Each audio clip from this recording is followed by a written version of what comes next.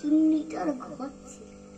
একদিন একটা সিংহ ভুলি ভালিয়া তার জঙ্গল থেকে ভূতের সেই শাকচুন্নি সেই তার গুহায় পালিয়ে আসছে। এসব বলে রে, কেউ কি ঘরে আছো? হ্যাঁ, শাকচুন্নিটা বললো, জোরে বল। হ্যাঁ ঘরে আছে। বাঘ বলল, আচ্ছা আমাকে দুটো মাংস খেতে দিবে? আর ভূতটি বলল,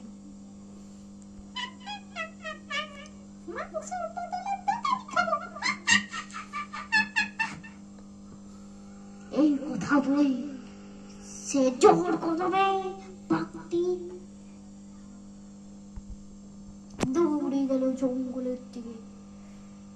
তারপর ভূতটা বলল, হ্যাঁ বাঘটি কোথায় গেল? আমার শিখাচ্ছিল, ভালো লাগেনি।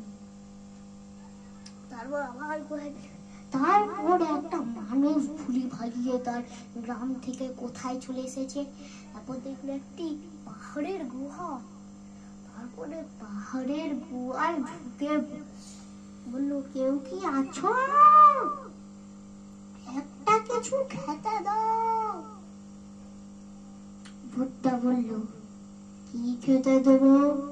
তোর আওয়াজটা এত ভয়ানক কেন? তারপর মানুষ বলল,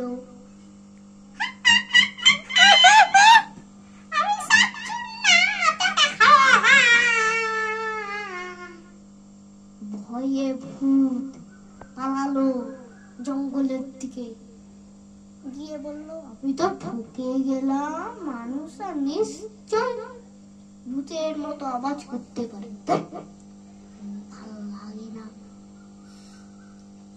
শেষ।